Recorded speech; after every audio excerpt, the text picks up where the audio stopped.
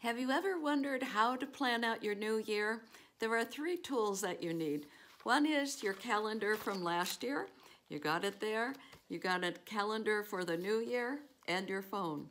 I'm going to be teaching you how to plan out the whole year in my upcoming workshop, 2023 Goals and Planning Workshop.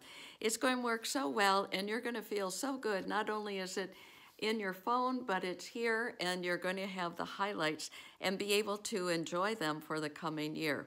So we'll look at the past, all the things that were really good about the prior year. We're going to look at the future and put those things in, and we're going to take about 20% out.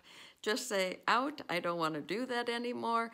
It stresses me. So come over to our goal setting workshop and sign up at organizingpro.com/goals. I'll see you there and we'll get your goals all set.